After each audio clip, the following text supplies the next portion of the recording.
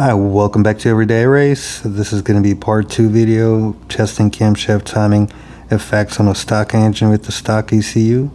Now I've already done part 1 video. You can see that video in the upper right corner, and in today's video I'm going to test a few more things, so let's get to it. Alright, so for the first test, obviously most people would want to know how much power you can gain by retarding the camshaft timing. So I've decided to do just that. For that, I just pull in on the same piece of road, turn on the car scanner app, turn on the data logger, and log the data while I do second gear pass. After that, I pull over, change the camshaft timing, and do the same thing all over again. So let's get to the test results. Alright, so first we're going to look at the stock camshaft timing. So we're going to select throttle position, power from math, and engine speed right in here. And let's see what we got. This is the acceleration right here. I got up to 5,376 RPM. Let's see exactly how much power we made, which is the green line. 97.24 horsepower, which is I guess it's pretty good for a old truck. Now we're gonna go look at the retarded camshaft timing. We're gonna do the same thing. Throttle position, power from math, and engine RPM. Alright, so we're gonna look at this one. Got up to 4,952 RPM. Alright, let's see how much power it made. Peak power was 104.46 horsepower. So which is roughly 7.22 horsepower more than stock camshaft timing, which is around 7% gain, which is pretty darn good. So let's go to the next test. Alright, test 1. Intake camshaft timing, stock position. Cruise control set 60 miles an hour. AC on. Let's rock and roll. Alright, turned around, and now I'm going to travel on the way back just to make sure the wind condition stays the same so I can get as much data as possible. 60 miles an hour, almost full tank of gas. Let's rock and roll. Stock timing. Alright, now it's time to retard cam timing of 5 degrees. Get this done right in the middle of nowhere.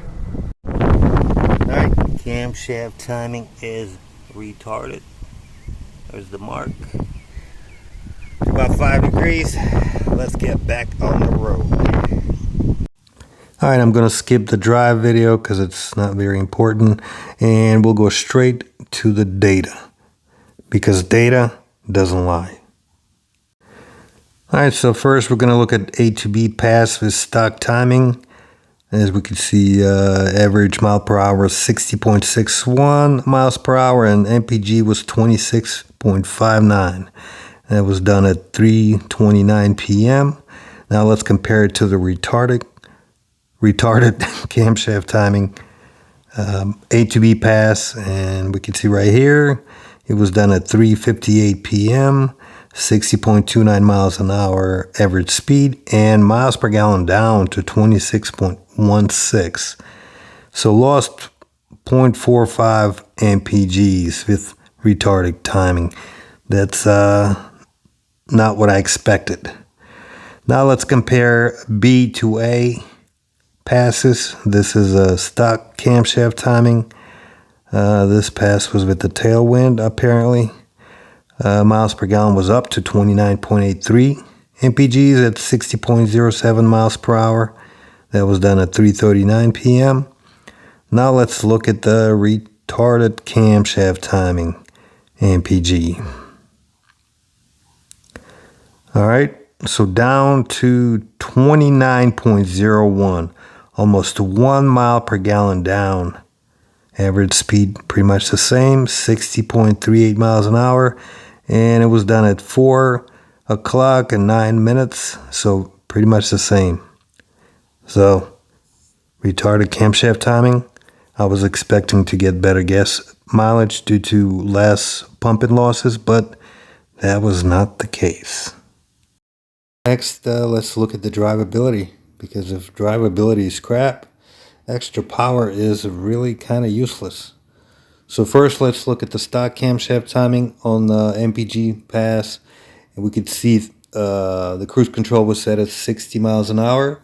So the blue line represents speed, a green line represents throttle position percentage, and red represents power.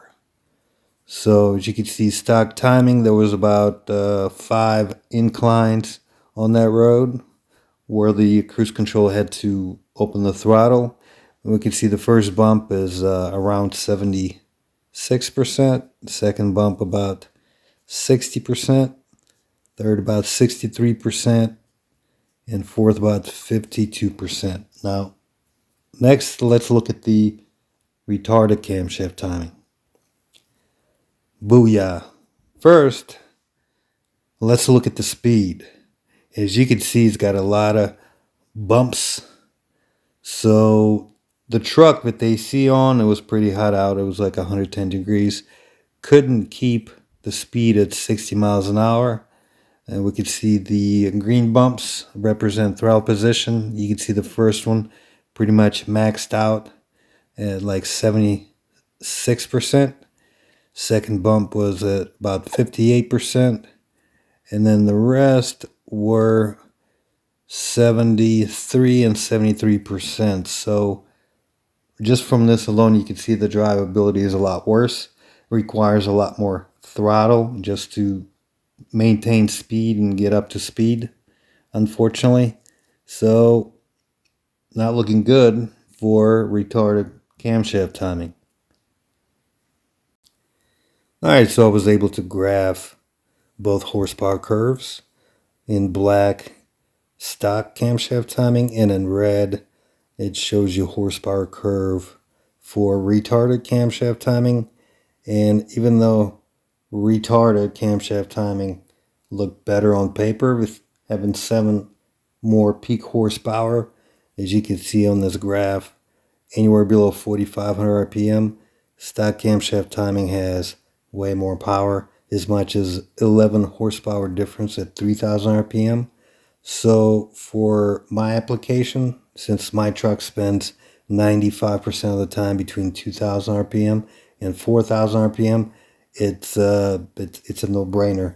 Stock camshaft timing, unfortunately, the way to go.